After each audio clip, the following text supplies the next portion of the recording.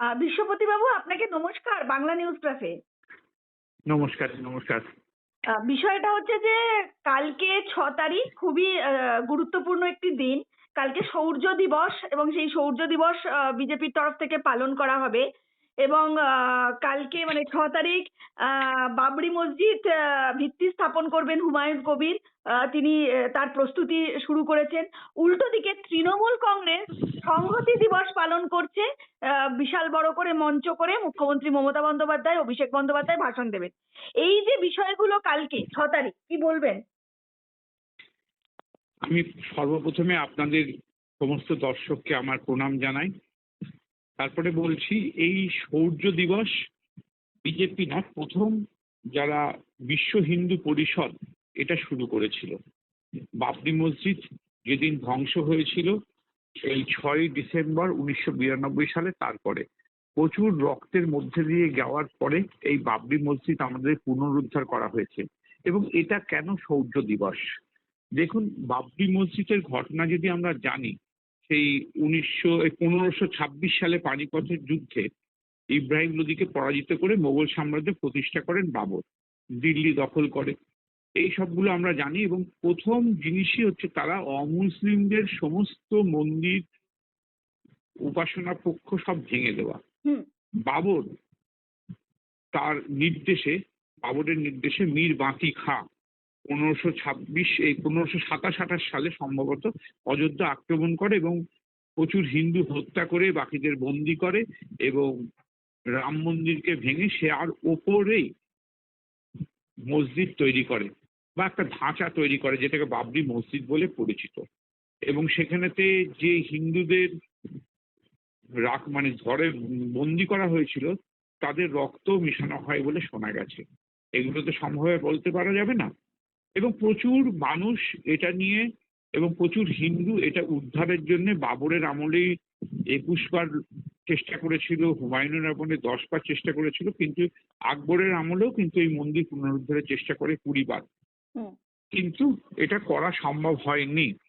তারপরে তো প্রচুর ঘটনা ঘটে, প্রচুর মানুষ এটা নিয়ে, তার মধ্যে প্রত্যেকেই যেমন এই আবেগটা কাজ করেছিল। সেই সময়তে রামচরিত মানস যিনি লিখেছেন, তুলসী দাসের বয়স ছিল খুব কম, উনি বাবরি মসজিদ ধ্বংস হতে দেখেছিলেন। সেই সময় ওনার মধ্যে থেকে আগ্রহ জন্মে এবং উনি এই রামচরিত মানস রচনা করে প্রত্যেকটা ভারতীয়ের ঘরে ঘরে কিন্তু এটা ছড়িয়ে গেছিল। রামের যে জন্মভূমি পুনরুদ্ধার, এটা যে গোটা ভারতবর্ষ জেগে উঠেছিল, এর জন্য কিন্তু তুলসী দাসেরও কিন্তু প্রচুর রকম ভাবে তার মানে অবদান আছে।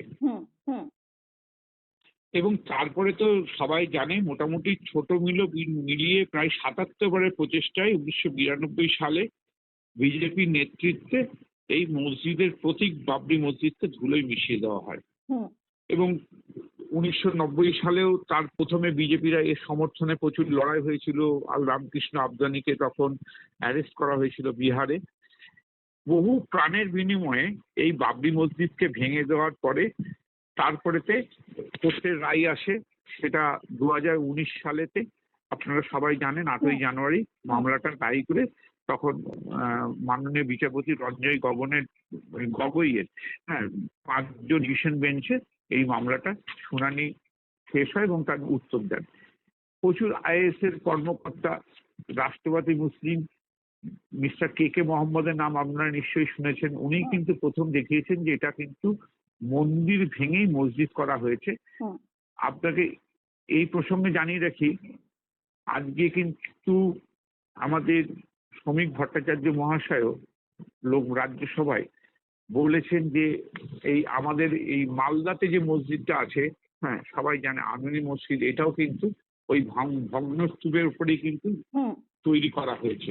মানে এটা ওদের কালচারের মধ্যে ছিল যে অন্যদের এগুলো ভেঙে দেওয়া হয়। হ্যাঁ, মন্দির ভেঙে তার উপরে মসজিদ প্রতিস্থাপন করা। এর একটা লম্বা ইতিহাস আমরা আছে জানি।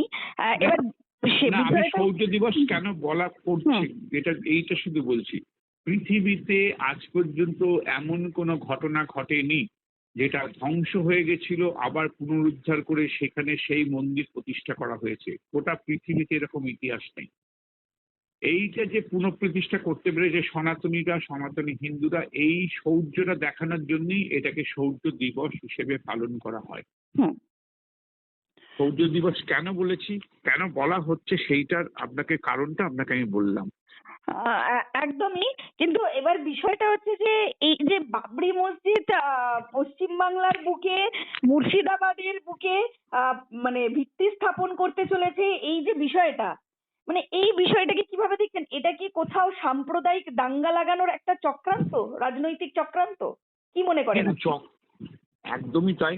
আমি জানি না, এই বাবরি মসজিদ নামে সম্ভবত একটা ভার্ডিক্ট ছিল যে এই নামে কোনো, বা সেন্ট্রাল গভর্নমেন্টের কোনো একটা কথা ছিল যে এই নামে আর কোনো মসজিদ হতে পারবে না। কিন্তু এইটা আবার করছে, এবং কোর্টও বলেছে যে না, এটা করতে দিতে হবে।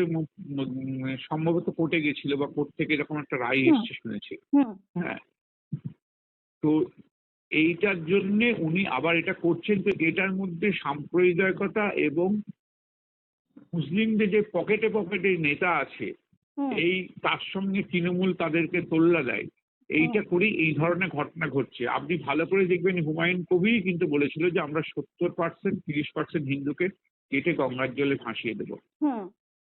আবার যিনি তাকে এবং সাসপেন্ড তখন করলেন, তখন তখন বলার পর কিন্তু সাসপেন্ড করা হয়নি, প্রায় 1-1.5 না বছর বাদে ওনাকে সাসপেন্ড করা হলো।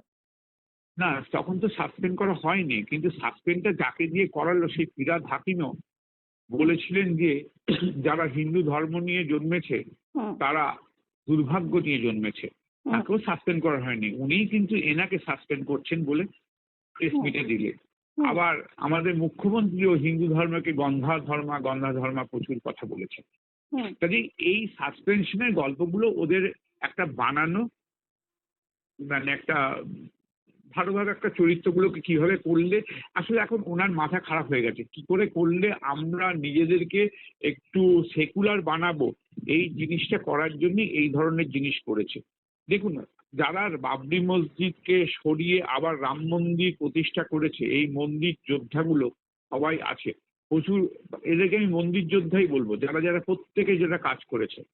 তো এই রকম ধরনের জিনিস আবার মুর্শিদাবাদে থেকে দেখবেন, মুর্শিদাবাদ নয় আরো অনেক পকেটে পকেটে এই জিনিসগুলো করে প্রত্যেককে আবার একটা দাঙ্গা লাগাবার চেষ্টা করবে। দাঙ্গা তো হয় না, হিন্দু হত্যা হয়, এই জিনিসগুলো করার চেষ্টা মানে করবে। তাহলে হিন্দুরা কি এবার রুখে দাঁড়ানোর জন্য একত্রিত হচ্ছে? কারণ 6 তারিখ যেমন বাবরি মসজিদ ভিত্তি প্রতিস্থাপন করার জন্য হুমায়ুন কবির যেরকম তৎপর, সেরকম 7 তারিখ 5 লক্ষ গীতা পাঠ হবে ব্রিগেডের মাঠে। এবং সমস্ত সনাতনী হিন্দুরা সেখানে একত্রিত হয়ে 5 লক্ষ কণ্ঠে গীতা পাঠ করা হবে, যেটা সেটাও একটা ঐতিহাসিক দিন এবং ঐতিহাসিক মুহূর্ত। তাহলে কি কোথাও হিন্দুরাও একত্রিত হচ্ছে? এই বার্তা কি যাচ্ছে পশ্চিমবাংলার বুকে? হিন্দুরা একত্রিত হচ্ছে, বহুদিন ধরে এত সাপ্রেশনের মধ্যে তারা ছিল। হুম। এই চেতনা জাগতে সময় লাগবে, এই চেতনা জাগানোর জন্যই এগুলো করা। গীতা পাঠ, আমাদের প্রত্যেকটা গীতাটা একটু পড়লে পরে দেখবেন যে এর মধ্যে কত ভালো ভালো কথা লেখা আছে, যেটা যদি কোনো মানুষ পড়ে তার মধ্যে সুখী হরমোন বা হ্যাপি হরমোন নিঃসরণ হয়, মানুষ ভালো থাকে। হুম। তো স্বাভাবিকভাবে ওই ধর্মগ্রন্থ পড়লে পরে তা আমাদের সবাইকে পড়ার জন্য সেটাকে উৎসাহিত করতে হবে। আর এটা তো একবার প্রথম গীতা পাঠ হলো না, এর 2 বছর আগেও গীতা পাঠ হয়েছিল ব্রিগেডের 1 লক্ষ কণ্ঠে, হুম। এখন আবার 5 লক্ষ কণ্ঠে।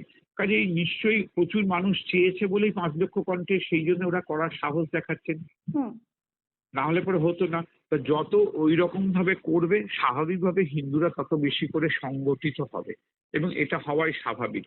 বাবরি মসজিদ উনি যেটা করবেন বলেছেন, সেটা আমি জানি না, ওনার নাম তো হুমায়ুন, ওনার বাবার নামে করছেন কিনা সেটাও বুঝতে পারবো না। কিন্তু এই জিনিসটা যাতে তা তিনি ওনাকেই হয়তো, বলেছেন, আমি আমি দেশের প্রধানমন্ত্রীকেও ভয় পাই না, আমি রাজ্যের মুখ্যমন্ত্রীকেও ভয় পাই না, আমি যদি কারুকে মানি সেটা একমাত্র আল্লাহ। ঠিক আছে, তো কোনো কোনো না হলেও এটা তো দেখুন, আমরা তো আর মারামারি করতে যাব না, কি হুম। করবে সেটা এই রাজ্য সরকারই করবে। তবে সম্ভবত এটা একটা গাল গল্প, এবং নিজেদের মধ্যেই তৈরি করে যে আমি এটা বলবো, আমরা সংহতি দিবস পালন করব, এই করে যত মুসলিম ভোট যদি এক কাট্টা করা যায় তাহলে ভালো। এইরকমই কিছু গল্প হবে ওদের নিজেদের মধ্যে। একদম বিশ্বপতিবাবু, শেষ প্রশ্ন করব। 2026-এর নির্বাচন একদমই আসন্ন, দামামা বেজে গেছে ইতিমধ্যেই। এসআইআর এর প্রক্রিয়া প্রায় শেষের দিকে। আমার বক্তব্য, একদিকে যেরকম বাবরি মসজিদ নিয়ে উঠে পড়ে লেগেছে, অন্যদিকে এরকম হিন্দুরাও একত্রিত হয়ে গীতা পাঠ করছে। কোথাও কি যত নির্বাচন এগিয়ে আসছে, ধর্মের সুড়সুড়ি দিয়ে রাজনৈতিক একটা চিত্র তুলে ধরার বা রাজনৈতিক একটা খেলা চালানোর চেষ্টা চালাচ্ছে রাজনৈতিক দলগুলো। কি মনে করেন আপনি একজন সচেতন মানুষ হিসাবে? আমি সচেতন মানুষ হিসেবে মনে করি যে কথাটা, যে বক্তব্যটা একটু ভালো করে স্পষ্ট করে বুঝুন। ধর্মের সুশ্রী বিজেপি কিছু দিচ্ছে না। তুমি যে এই জিনিসটা করবে তখন তার একটা রিটালিয়েশন হবে, এটা খুব স্বাভাবিক।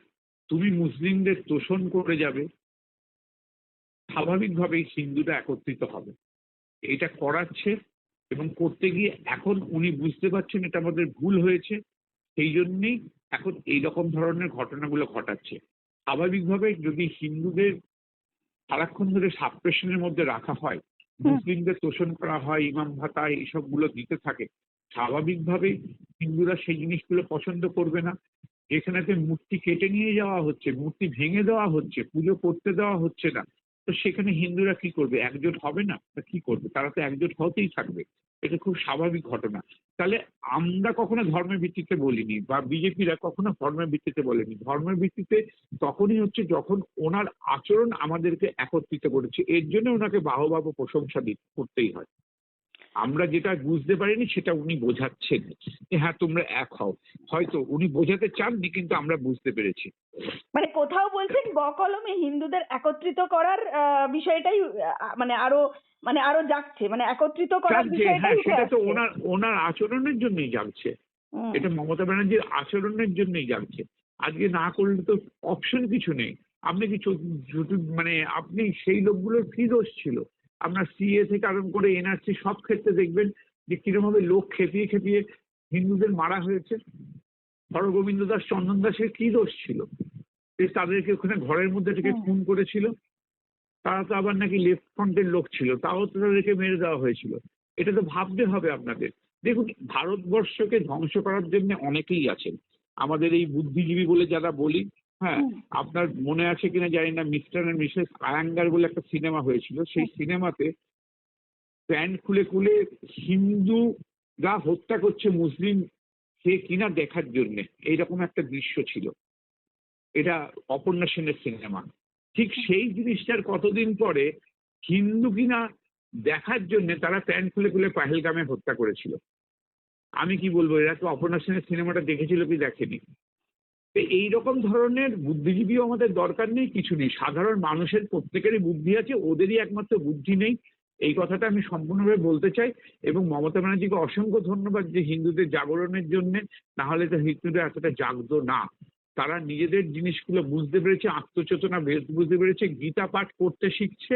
এবং তার জন্য আমি সর্বপ্রথমে ধন্যবাদ ওনাকেই জানাবো। উনি যদি মুসলিম তোষণ না করতেন এবং অন্তরের থেকে মুসলিম মানে প্রত্যেকটা যেখানেই বক্তব্য রাখেন সেখানেই তো ওই আল্লাহর বাণী প্রচার করেন, এইটা করার জন্যই কিন্তু আমরা জাগছি। কাজেই এবারেতে ভোটের সময়, এইবারে 26-এ ভোটে ওনাকে বিসর্জন দিয়ে আমার মনে হয় বিজেপি কর্মীরা আরেকটা, বা সনাতন হিন্দুরা, রাষ্ট্রবাদী মুসলিমরা এবং পাঞ্জাবি, শিখ, বৌদ্ধ, জৈন সবাই মিলে আর একবার শৌর্য দিবস পালন করব আমরা ভোটের জন্য, অন্তত এই পাপ বিদায়ের জন্য। অসংখ্য ধন্যবাদ বিশ্বপতি বাবু আপনাকে। নমস্কার। নমস্কার।